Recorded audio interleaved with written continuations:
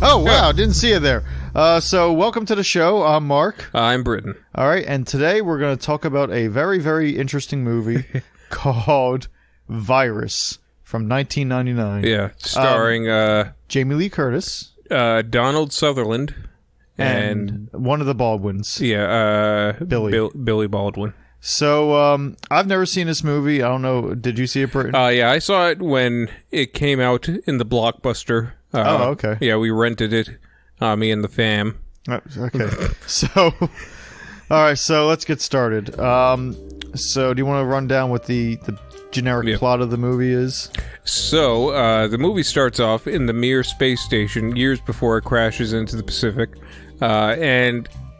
So something happens. Like, there's this a communication between the Mir and this science ship, this science vessel, back on Earth, and they're transmitting some kind of data. Mm-hmm. And before the data gets transferred, the Mir gets hit by the weird sky in Ghostbusters 2. Somebody give me the Ghostbusters. Some purple energy wave. Yeah, it just kind of hits the ship and beams down, basically an alien life form, into the computers, and then Donald Sutherland's crew of the Baldwins and one of the Jamie Lee Curtis's, they get they're like salvage ship, and they find before that, like they're towing some other derelict vessel, which Donald Sutherland kind of put all of his eggs in one basket, and they end up losing it, or kind of risk dying, and it kind of has one of the I know I'm hesitant to say, but one of the funniest attempted suicide scenes, where Donald Sutherland has nothing left, and he has his revolver. He puts it's the old one bullet, and he puts it in his mouth, and he's about to end it all, and someone knocks on this door, and just the look of frustration on his face, like I don't want to have to deal with this. Like I don't want to put this off any longer than I have at this point, but now I gotta do one little task before I kill myself. But thankfully for Donald, he that person said something interesting and saved his life for a few for a little while, for about an hour. Yeah. And then the ship they find, the interesting thing is they find that Russian ship. Yeah. And they go aboard, and he's like, "Oh, maritime law, this is our ship now. It's going to be worth millions." Yeah. And so they explore the ship, and they find out that they're not alone. One of the Russian crew survived, the woman from earlier who was on the Russian ship, one of the scientists, and a bunch of little robots. Yeah. The alien life form, kind of infested the ship's systems, and it started building like little robots and everything. Yeah, and good thing it was also a robotics vessel. Yeah, otherwise, if it was I don't know, if it was a garbage barge, it wouldn't have been as exciting. Like, how would they piece that together? It'd just be a life form of banana peels and diapers. As like some guys walking around, he's got like Frito bags for arms. Like, how do you incorporate that into a human brain? It's like, I gotta tell you, actually, I'd be interested in that one as well. That'd be a far more interesting movie. He'd use like discarded old rotten potatoes as energy sources and as batteries. Just bags of them on their back. Yeah. And it's almost like a video game monster where you have to shoot the potatoes to kill them. Like, that's their weakness. You shoot them, they power down. But we're getting ahead of ourselves. Go ahead. So it turns out they go to this derelict wreck, and the bustling science station that was kind of active and doing all kinds of science is now just empty. But Mark said, it was just full of these little robots, and soon they figure out that these things are killing people and incorporating them, into the robots. They're robots. Like, basically like the Borg. Kind of like the Borg, but it's more like using people for spare parts. Yeah, and the rest of the movie is them trying to survive these, to me, very impressive giant, robot things, half person, half robotics. There was even a moment where this is all going to get into spoiler territory, of course, as always. But when Donald Sutherland, just kind of lets himself become part of this. Half human, half robot, monstrosity. Yeah. And he comes back, with, the memories of the captain, but also, I guess, cybernetic enhancements. And he even remembers to keep the little captain's hat his on little his captain's head. hat. I thought that was a nice little touch. But it brings me to that, so they have it was a kind of a transitional scene where, they had enough of his shit and they punch him and say, "You're not in charge anymore." And he just sits there and pouts. So, they had established communication with the being, and, Donald Sutherland, decides to, I guess, side with it in order to get the ship to port somehow. So, he goes to, it directs him to, I guess, the headquarters, and he goes and meets with the robot overlord doorman, and he opens the door for him kindly, and I was gonna say I wish he had a little hat on that he could tip. Hello, sir. And then Donald Sutherland kind of goes in, and he's kind of like a doddering old man a little bit, where he just looks at everything but doesn't really understand, and then starts telling old man stories to the robots. And some of the things that he sees are just human parts of the people that he served for years with. Look, it's Franklin over there, Franklin, and it's like Franklin's head hanging down and blood coming out. He's reminiscing about this head on a table while a set of Cronenberg body horror robots are around him assembling his friends. And he's like, "Hey, that's kind of neat. That's nifty what you got going on there. I haven't seen anything like that in a while. I did see a puppet show when I was in World War II, but it was nowhere near as exciting as this." I never thought that, but when I saw Metropolis, I thought that was going to be what robots were, and I would never thought that you would be, murderous creatures that make, use us as, mechanical parts. You saw Metropolis? Yes. We love that movie. We love that movie. We love that movie. We love that movie. Oh. I thought it was overrated. No, we love that movie. Yeah, I thought it was okay. And then he's body hard. Yeah. But I was a little bit disappointed. Donald Sutherland kind of hobbled in as this almost Terminator-esque nightmare, and it was just a little bit of a hand-to-hand combat, and they knock him over and stuff him with a grenade, and that's it. It was a bit of a anticlimax. For such a not the worst character. I will just say overall impressions is that even though I know this is supposed to be a notoriously bad movie, even Jamie Lee Curtis said that this was probably the worst movie she'd ever been in. Yeah, I didn't get that. I really enjoyed this movie. It was dumb. It had a lot of dumb things, but it was so confident in itself that even the dumb things, it was it was you have a dumb dog that is stupid, a dumb little puppy that doesn't know any better. But he's so confident in the fact that dead mole that he killed in the backyard that you're gonna like when he brings that in and drops it at you. Yeah, exactly. It's you can't get mad at it because it really is trying to make you happy. And that's what I feel about this movie. That Donald Sutherland part where he comes in, I was man, this is friggin' awesome. Yeah. And he was so easily dispatched that I kind of wish it went on for a little bit longer. I kind of wish he was replaced by the the big bad guy. Yeah, the big robot that's kind of following them around. If I were to change it, you can still have your big robot, but it's something that he kind of accumulates over time. They will they'll fight him. And they'll kind of bust him apart, but then, his little robot minions will drag him and add him to a bigger piece. And he'll just keep on getting bigger and bigger until he's a full-grown monster. Yeah, he's just a tiny head on a big robot body. It's like, that would be awesome. And, yeah, especially because, like, it would almost feel like the captain is unstoppable, and it would almost be a bit of an arc for him where he starts off a little bit unhinged and nobody likes working with him, to the point where he is literally this unstoppable monster that's following them around the ship. And with each iteration of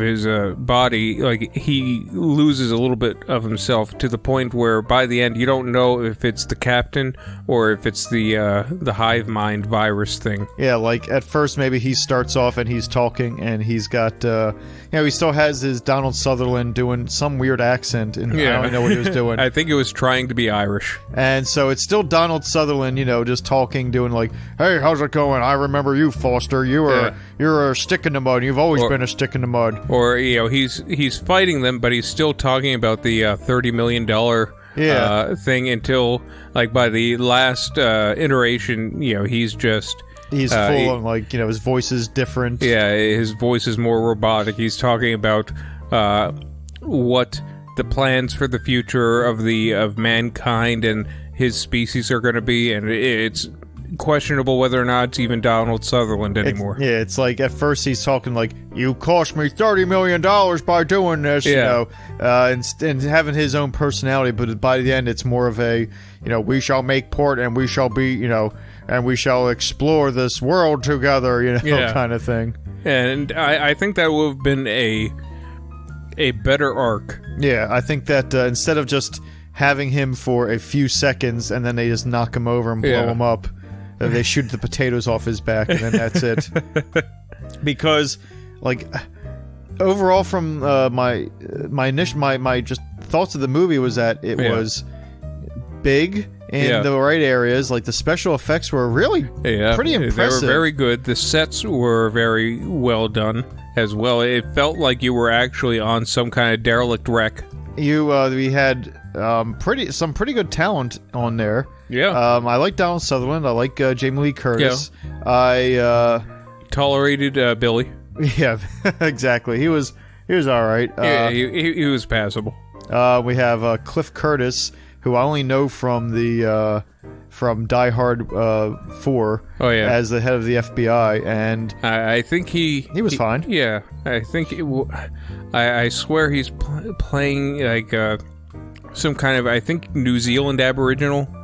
But and he was cool. I was actually kind of disappointed when he died because it was so anticlimactic too. He fell off a ship. Yeah, it was. He fell off a ship, saving Jamie Lee Curtis when she was about to fall off the ship the same way he did. Like, she was about to fall off, and she was like, "Oh!" And he, mind you, at this point, he had been like through the ringer. He like had a big like splinter through his leg, and he was in a lot of pain. They had to patch him up and stitch him together. Yeah. And he was still like, "Oh, I got this. Don't worry." And meanwhile, they're still having him take point. Throughout the movie, like, all right, I forget his name, but all right, Curtis, like, you take point, and he's limping along. It's like, okay, and so she just slips on a banana peel and just starts falling off the ship, and he's like, really? I gotta save you now? I'm hurt. He's like, oh. So he hobbles down. He's like, this better not kill me, and he goes and he saves her, and then he takes her back to the ladder he was, they were trying to climb up, and he slips on the same banana peel. And rather than go and save him, Jamie Lee Curtis just pretty much yells at him. She's like, "Hey, come on, what are you doing? You're falling off the boat. What are you doing? Come on, get up here. What are you doing? Come on." It was pretty much her standard catchphrase where she just shouts no. Like, she was...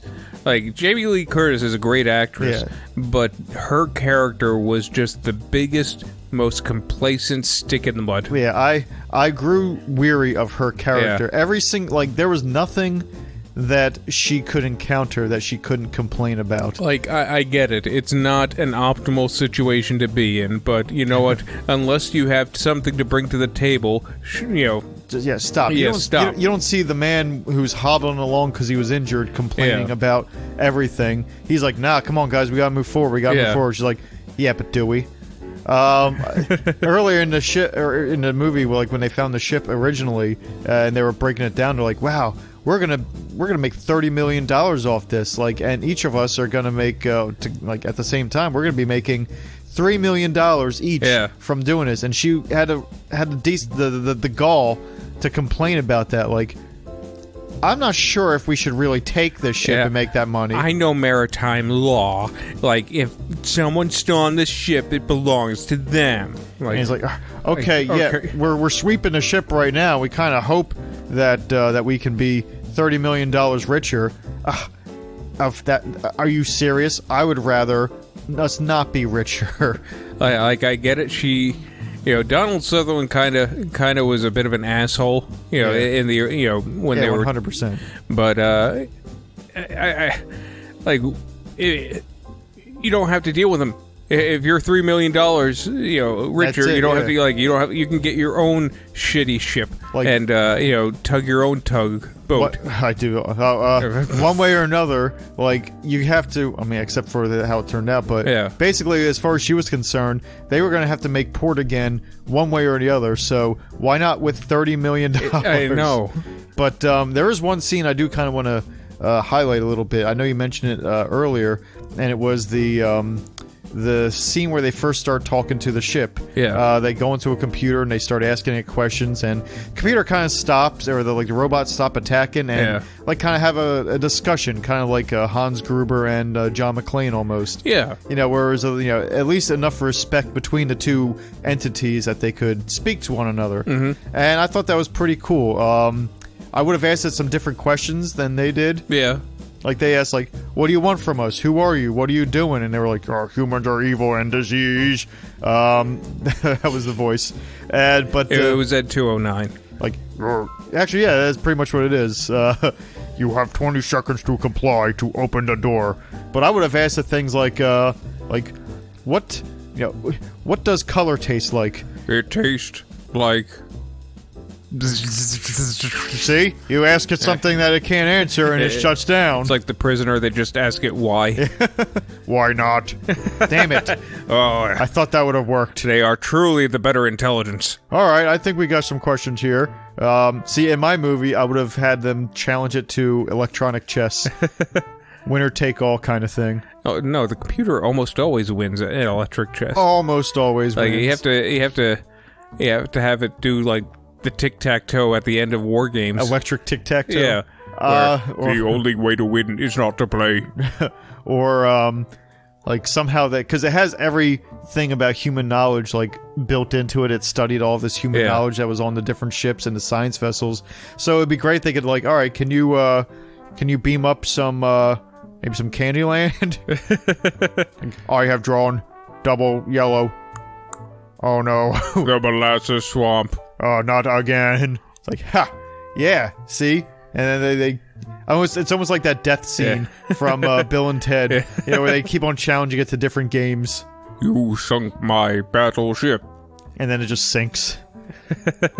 And it all comes down to the ultimate test when they play hide and seek. Alright, you close your cameras and count to 50. 1, 2, and that's when you light the charges and everything. Count to 15 minutes. Okay. 1, 2, 3. You better be hiding. We're hiding. Don't peeking. Cheater. I'm not cheating. That's a movie that we have to make. A hide and seek against a robotic ship. The robotic... Okay, I would say space. It's a spaceship. Yeah, okay, that's fine. Remember that rock paper scissors game we saw?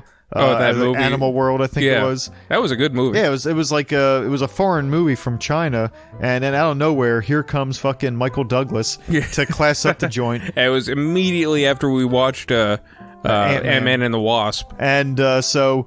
It's just I'm just gonna give you a brief overview because it's I think germane to the thing I'm about to go off on. But basically, in order to settle debts and to make some money, this guy gets roped into this big, overarching rock paper scissors game. With thousands and thousands of other people, and the rules are basically to, lose all your tic-tac-toe, rock, paper, scissors cards. Yeah. And have and still be up and not lose any games and everything like that. Okay.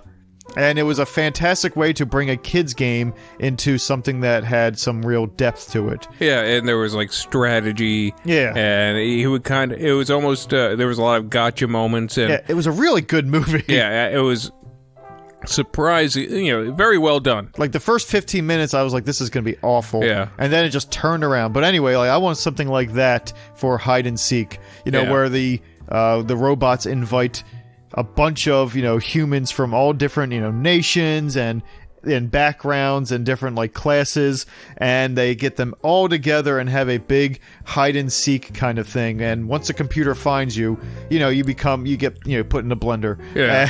And or once the robot finds you, it brings you into the the dismantling chamber, and now that person is seeking out the rest of the people. Or once it finds you, you go into a you have to go to play a second game kind of thing, and the top maybe 10 or 15 people, they once the game ends with 15 people left, okay, those 15 people, they get to live. They don't have to play anymore. They get to go home. But then the other maybe 100 people that got found, now they have to play pretty much an ultimate survival where there can only be one winner and everyone else gets murdered in some robot way, like giant blender or dismantling chamber, or maybe it's more of like a battle royale thing, like the movie Battle Royale, where they just murder each other. Yeah, but tic-tac-toe, yeah. I don't know why I keep saying... I don't know why. You should not have said tic-tac-toe once. You said tic-tac-toe. You said it for War Games. At the end of War Games, the only way to win is not to play. I don't know. We'll have to go back. Check the tape. Rewind the tape. Matty had a little lamb. Not that tape. Too far. But maybe more recent. No, not that one either. One small step for man. You know what? Fine. It doesn't matter. I said tic-tac-toe first. I don't care. I don't even like tic-tac-toe. I don't think anyone does. I don't think anyone over the age of 4 likes tic-tac-toe. I remember I tried to make one time a better tic-tac-toe that was... You had to get... I think it was still you had to get 3 in a row, but it was a 4x4 grid, kind of, instead of a 3x3 grid. All right. And so it was 16... spaces. I tried 4 in a row, but that was impossible. So 3 in a row, but also there's 3 players now. X's, O's, and triangles. Yeah. And you had to get 3 in a row in one way, shape, or form. But it wasn't just a back and forth. Now there's 3 things, and I've never had 2 people willing to play this game with me. Well, I guess the game that is the advancement of tic-tac-toe would be Connect-Four. And I love Connect-Four. It is a good game. That Didn't we have the perfect or the anti-perfect? Where nobody won. We had we used all the pieces and there was no winner. Yeah. I often tell people that that I almost said tic-tac-toe again. That Connect-Four is pretty much almost on par with chess. It doesn't have as deep of a strategy as chess, but there is definitely a strategy involved, and every move you really have to study. Like, there are a lot of layers to Connect. There really should be some kind of Connect-Four tournament. I'm sure there's got to be. There has to be a Connect-Four tournament. It's the biggest. It's the biggest sporting event in Cambodia. It's bigger than a Super Bowl in some places. And it has entire arenas, hundreds, tens of thousands of people, and just 2 people at a table. Yeah, and a fold-out table. It's I imagine that there's throughout the season, there's multiple games going on in different places, or then they get to the finals where you get the thousands of spectators, hundreds of thousands of spectators watching these different things, and it gets down to the last person, and the king or whatever. The head of state is there. Yeah, watching. He's got the sash that says king, or whatever they have, and maybe a scepter, I don't know. And they're watching this Connect-Four tournament, and it's basically just not even a good fold-out table. One of the plastic ones got rings on it from coffee rings from the last time the person had dinner. They're sitting on little fold-out chairs. It's used for a lot of government events. The government flip cup event. Or, I mean, like, whenever there's I guess whatever local equivalent of the Boy Scouts are there, doing their fundraisers. Oh, that's what they sit there with like little jars and everything. Yeah, it's just a catch-all community center table. It's a good table, is basically what it is. Yeah, even though it's the event generates millions of dollars, but it's funneled. Here's how I like if I got to do that, if I went to the Connect-Four tournament, and we get in there, we play, and we make it all the way to the top, I would beat if I ever did beat the the reigning champion or whatever, like, oh, you win the grand prize of $15,000 or whatever it is, drachmas. Yeah, I would stop and be like, you, point to the prime minister or whatever, or the king, I challenge you. And it's pretty much like that scene from the Pirates of the Caribbean when they play Liar's Dice. Like a hush crawls over the audience, and he stomps the scepter down, and he stands in his that dumb robe that kings have. Yeah, they throw off the robe. Like he just stands and it slides off him. And I imagine that as he's stepping down and coming down the table, I get a good look at the crown, and it's not rubies, it's just little Connect-Four pieces, meant to be rubies. And as he's stepping down, there's serfs that are kneeling down to form the steps, like in 300. Yeah. And he comes down and he sits on the other end of the table. He's like, all right, what do you want to play for? And I leave like a picture of the key to the their vault or something like that. How do you know about that? That's not part of the game now, is it? And in exchange, you get, what do you want? California. Let's play. I assume you have that power. Turns out in the rule books, that power is granted in the Connect-Four tournament.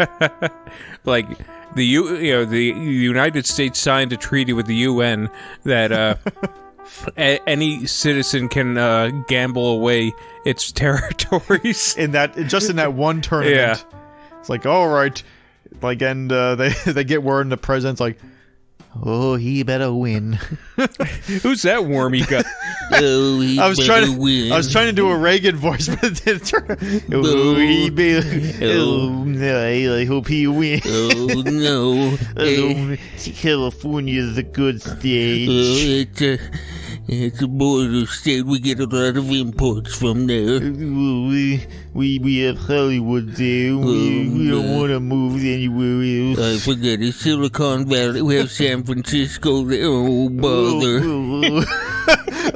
Oh, I hope he wins this. Why did I ever sign that UN treaty? He didn't. It was like Woodrow Wilson. It was like in exchange for Alaska. It was Seward. It was like that was Seward's folly. Yeah, people thought it was a big waste of money. Okay, all right, there's oil, but they didn't really read the fine print that anyone can gamble away a sovereign state. Like, they didn't realize, it's like chess, that the real game of Connect-Four is thousands of years old. Like, it started off on the Silk Road, like chess did, and it just kind of kept on, it just expanded. Like the Mayans were playing it, and the loser would be beheaded. And so now it's down to me versus the king, who is possibly the greatest player in the world, and I imagine he beats me.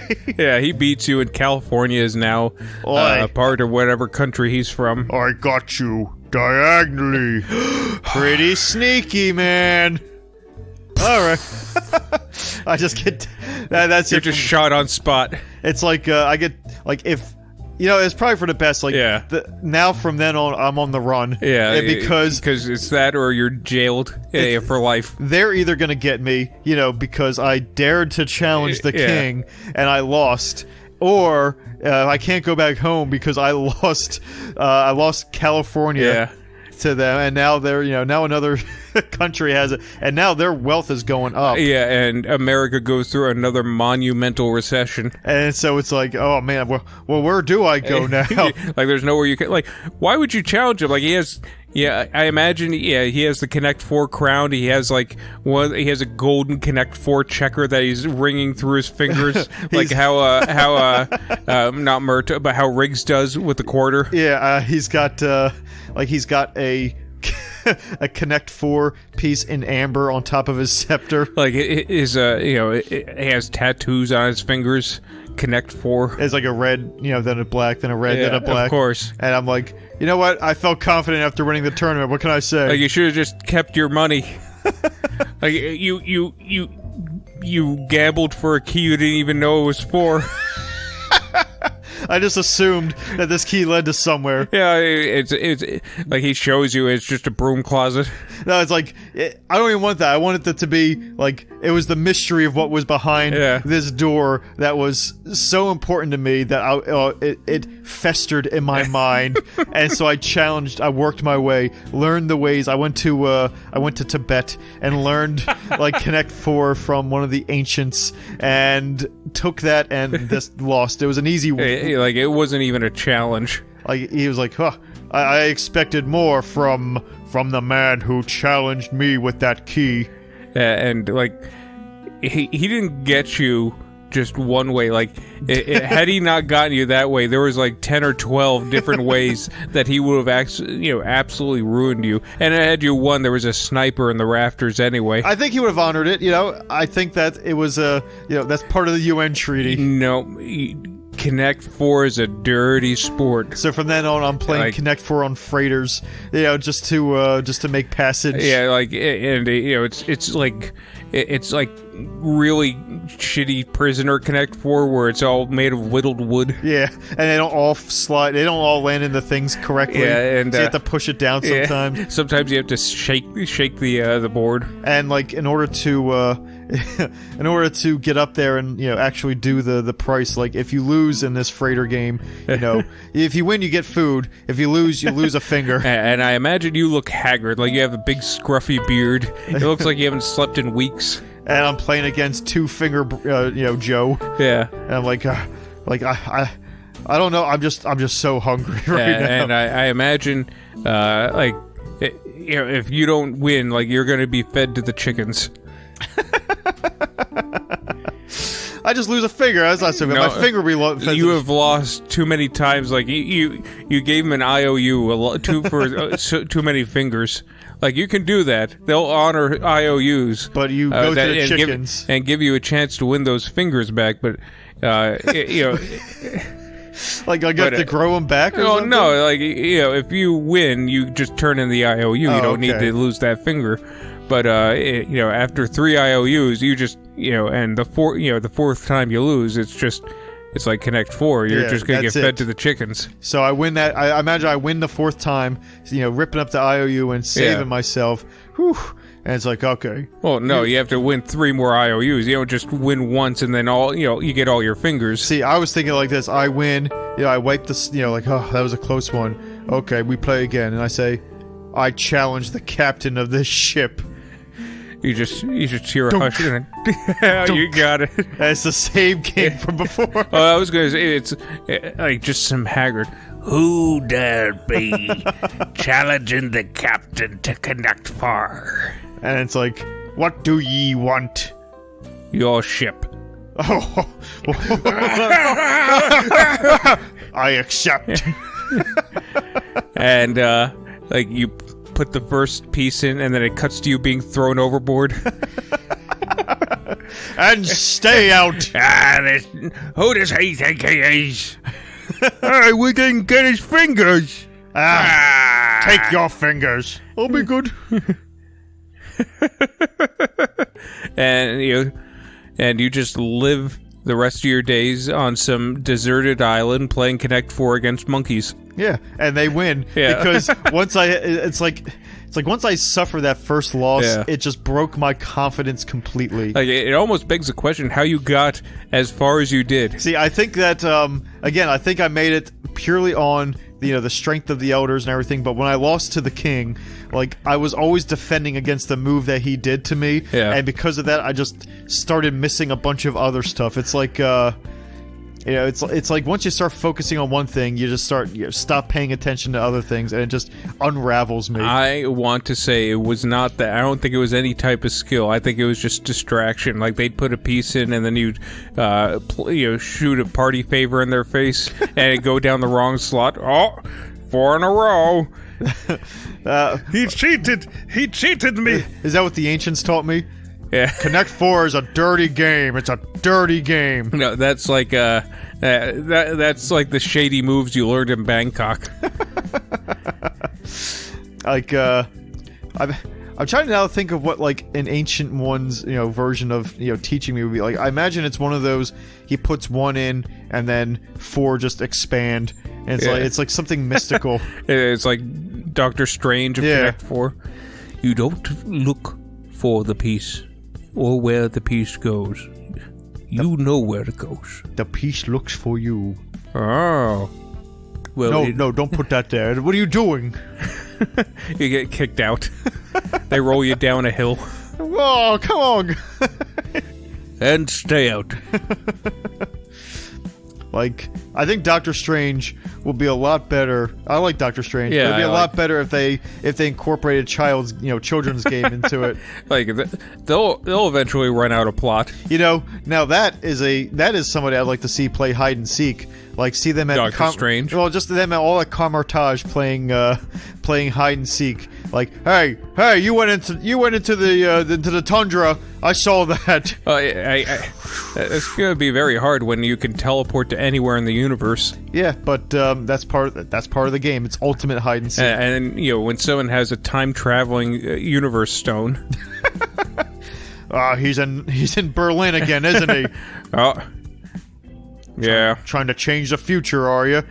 That is a neat concept. Hide and seek through time.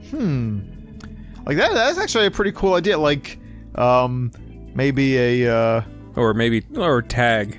Yeah, tag thing. Time tag. Yeah. Where and the funny thing is, it would be like, if you get tagged, it's almost like it's like you don't want to be tagged because, it's such an arduous task to find it. It's like a one-on-one thing. Yeah. But it's an arduous task to find this person again. Like, you have to look through history books to see where they went. Yeah, you're doing research. You're looking at photos of, like, you see your opponent, standing next to Lincoln, in the in the tents of the Civil War. Yeah, so you have to, like, go back, and you can't just run at them.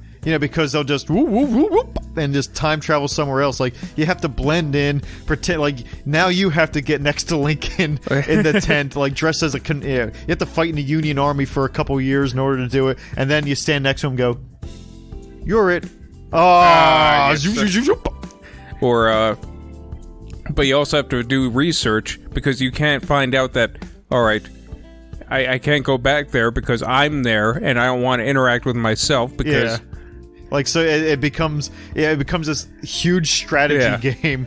And there are situations where, it turns out I was John Wilkes Booth. Like, do I have to do this? You have to blend in order to get to Dr. Mudd's cabin. All right, 6 Uranus Tempest, I guess. Mr. Archduke. Why is it all assassination based? Why can't we just go to the Roaring 20s and have a ball? I guess, but it's funnier that way. It's funnier when you add murder into it, when you destabilize a nation. Look, it was going to happen anyway. Like, listen, do you want to play tag or do you want to start World War I? It's like, all right, so here's I guess an open-ended question. Yeah. Let's say me and you were playing time tag together. Go on. All right, so where is the first place that you would hide? The first time and place kind of thing. It has to be on Earth. Yeah, of course. So where would you hide first? That's a good question. Probably. That's tough because I don't. I don't fit in any time. Yeah, like first off, if I go too far back in time, I'm a giant. Yeah. And even now. But and there's, and I know blending in is another thing, so I can't go, to do like ancient Egypt because I'll stick out like a sore thumb. Yeah, but I'm thinking like mine's easy. Like I already kind of mentioned it earlier with all right, I probably would go back to like the 1920s and everything. Have fun with the flappers for a little bit. You know, America's a party that's never gonna stop. I wouldn't go to 1929. It'd be like 1922 or something like that. So I guess we would have to add the caveat of, all right, if you're going to go back in time, you have to either be mentioned in a piece of literature. You have to be you have to be mentioned or shown in something in history. Find your, and that's even harder for the person like, all right, now how do I get into the history books? Yeah. Kind of thing. Maybe, it's like, I guess my first time tag thing wasn't a good idea when I go into the deck of the Titanic. It's like, all right, now how do I, it's like you look through at the, you go down, or you watch that In Search of Titanic movie that James Cameron made, and like you see my skeleton floating along, like, okay, tag, you're it. Oh, thank goodness. Oh, thank goodness. I didn't want to be a skeleton. Where'd you go? Oh, you took my time machine. Well, paradox solved, I guess. So, but my first place, I guess, would be, it would probably hurt me to do it, but probably the Trinity bomb in was it Los Alamos or Nevada during the Manhattan Project. Okay. Okay. Last place you'd think. Yeah, I'd go. Yeah, and I'll take a picture with what's his name? Oh, with I know who you mean. Oppenheimer. Yeah, Robert Oppenheimer. Like a little selfie. Yeah. He's like. Oh no! Like I'm sure there's a picture of all the scientists from the Manhattan Project or Operation Paperclip. Oh, I thought it was one of those. Like right after he says, "I have become, I have become death, the destroyer of words." And they just, all right, Mr. Destroyer of Worlds, you have a good one. Hey, did you see a guy who? Oh, hey, Mr. Destroyer of Worlds, did you see a guy running around here, tall, like really, like tall? Oh, what are you crying for? Oh, my hair, it's falling out. Beep, beep. Tag, you're it. You're in a hospital, clinging to life. My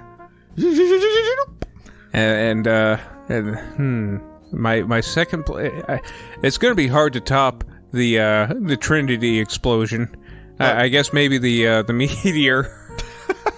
I was gonna go back to the dinosaurs time, even though like I'm sure it'd be a challenge to breathe. It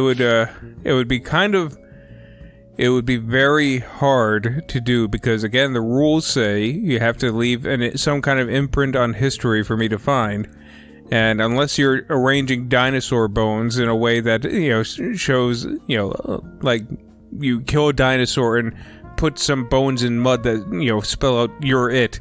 Like, I'm not gonna know. See, what I would do is, I would just kind of wait for the meteor to hit, and I would die, like, next to a brontosaurus, so when they find the bones that are, like, millions of years old, they're like, why? There's just one human bone. That means there's gotta be human bones down there. Like, it is That's biggest... impossible. The biggest scientific like the carbon dating matches.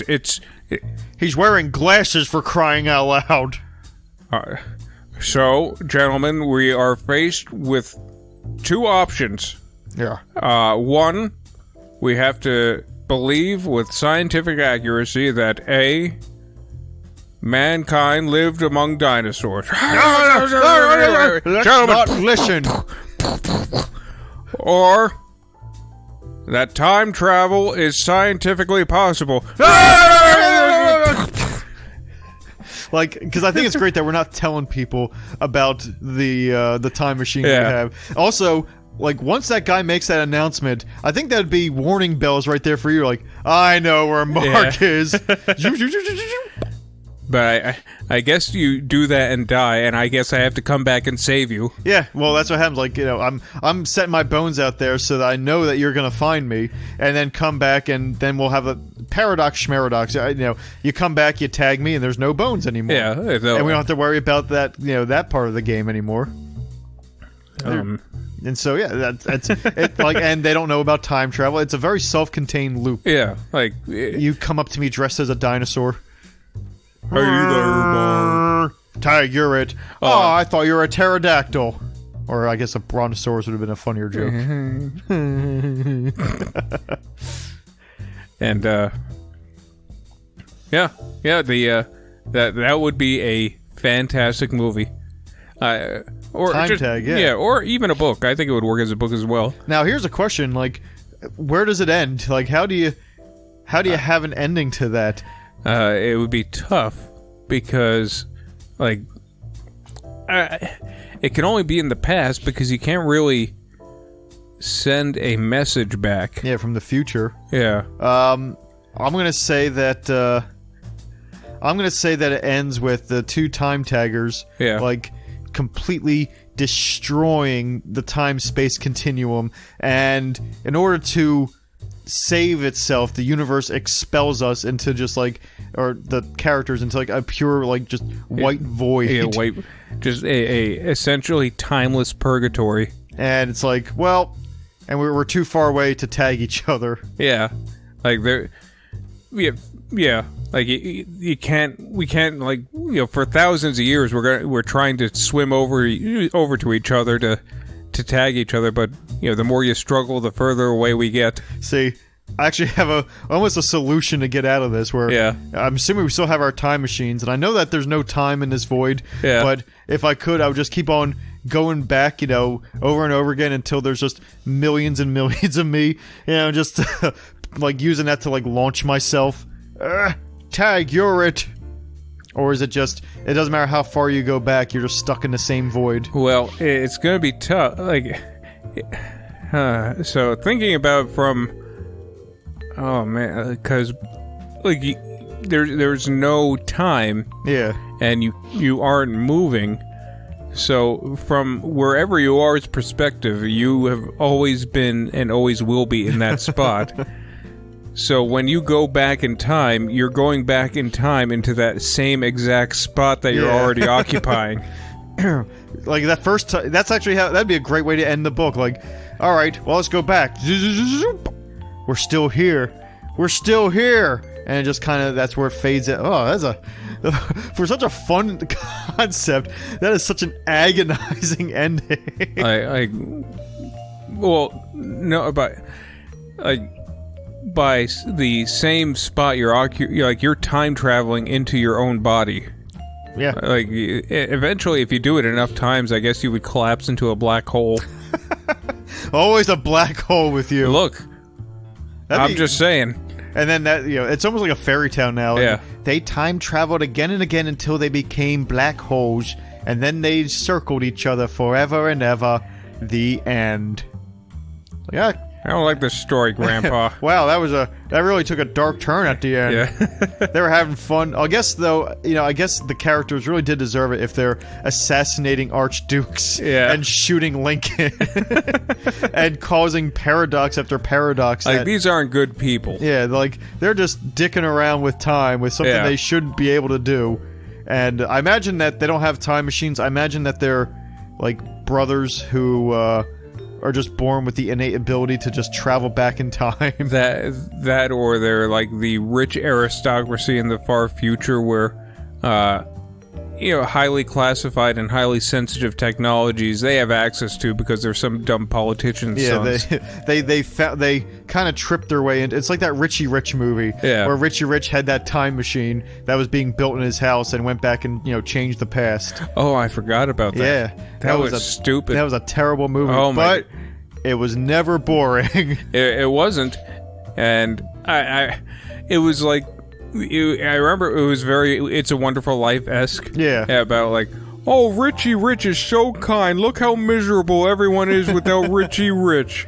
And it wasn't really Richie Rich that, because Richie Rich was so good to him, it was more like there was this other asshole kid who was making everyone else miserable. Yeah, like if Richie Rich didn't exist and that kid didn't usurp the Richie Rich kingdom, they wouldn't have still cared. be as poor and miserable as they were before. Like, they would have been, if it wasn't for, like, if you take Richie Rich out of the equation, like, it would just be, these people would probably have the exact same lives. Yeah, their lives except for Mr. Gower.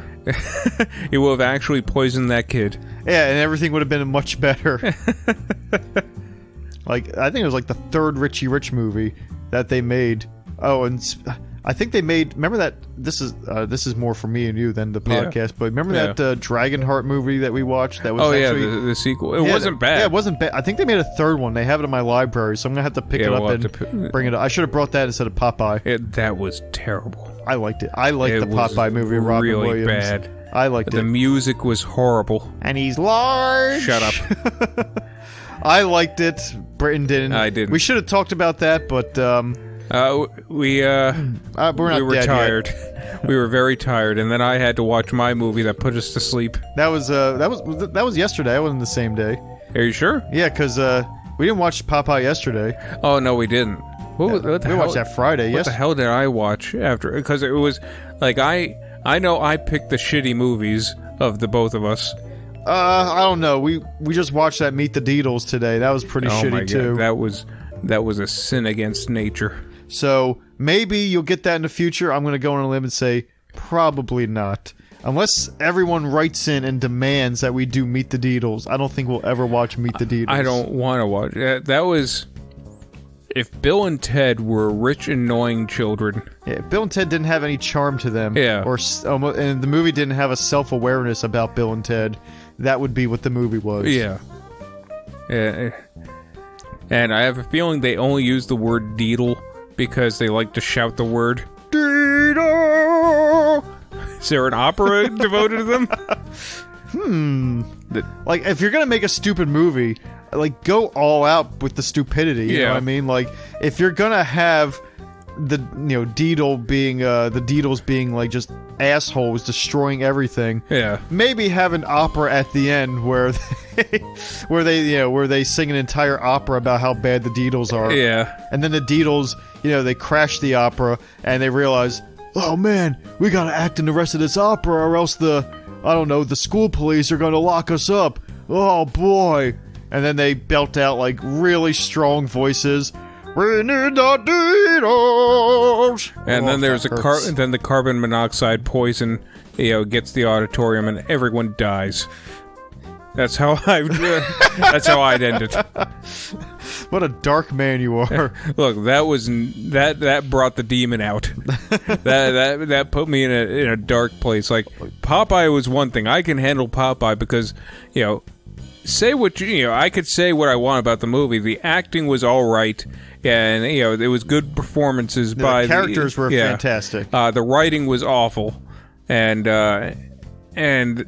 so was the music. The music was the biggest... And the pacing. The music was the biggest crime of that movie, where I can say that there was almost like two movies being made. Like, two directors' mindsets were like, let's have a fun, send-up of Popeye, and we'll almost do like a cartoony, a cartoony version of real life, where anything can happen.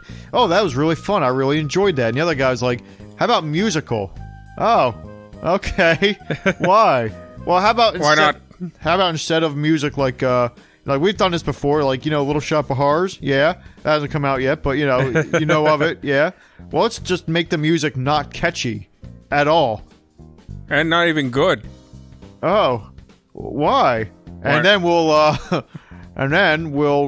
just have the music just come in the randomest times, and we'll kind of slow the action down. We'll go from a really great fight sequence where Popeye's in the ring with this mountain of a man, and he's doing all these He's a mountain of a man. Doing all these cartoony things with his pipe spinning around and decking Linda Hunt, and and we'll follow that up with a slow, like 5-minute long song. Yeah. Like, don't get me wrong, when they attempted to make things cartoony and action-packed. Like they did a decent enough job for what they probably the budget they were working with, but boy was, whew. Yeah, it was almost like there was one fatal flaw to that movie. Yeah. To me, I can overlook the fatal flaw because the things that worked I really thought was grand. I loved the cartoony stuff. And I loved the climax. Like, the last half hour of the movie was great to me. And it was okay getting there. But Britton, he was just sitting there with his head in his hands. To me, it was like, all right, you're having a nice meal. You think of your favorite meal. Okay. And then you're eating that, and then every so often in that meal, you crunch down on a cockroach. Oh, I don't think it was that bad. It was that bad. See, the music was awful. I think it was more, I'm having a nice, you're having a nice meal at a restaurant, and every now and again the maitre d' comes over and farts. So you have to wait a few minutes to eat your meal. You're like, all right, I guess I'll put this aside for a minute or two to let the room clear, and then I'll eat my meal. So every now and again that happens. Like, yeah, the meal's delicious, but yeah, it just sucks having to wait to get to the meal every few minutes. I can equate it to an experience that happened to me when I was at a Pizza Hut one time, and I went to the salad bar, and for some reason at the salad bar they had pudding. Oh, they had chocolate pudding. So it's like eating some delicious chocolate pudding, but for some reason, but then some asshole stuffed a crouton in the pudding, and you get a big crunch. And it's like, the pudding's good, but I don't like this. That is not the texture that pudding should have. It doesn't take away from the fact that I like the pudding, but this also puts a hamper on the enjoyment of the pudding. It severely diminishes the enjoyment of the pudding. The pudding's good. The overall experience, I can say, had its downsides to it. And it marred the experience overall. And it put me off of pudding for a long time. So there you have it. So, I still liked it. But on that note, Virus. I think it was a kind of crappy, but a crappy but endearing movie, of a bygone era. To me, it was pudding that didn't taste great. It was okay pudding without any croutons in it. Yeah, I enjoyed it for what it was. I really liked how over the top they tried to get with it. It wasn't a intelligent movie, but it was a fun movie, and it never really stopped trying to be fun, and I liked that. If you liked Event Horizon, you might like Virus. Alright, so that'll do it. Take it easy. Toodaloo. That'll hold a little SOPs.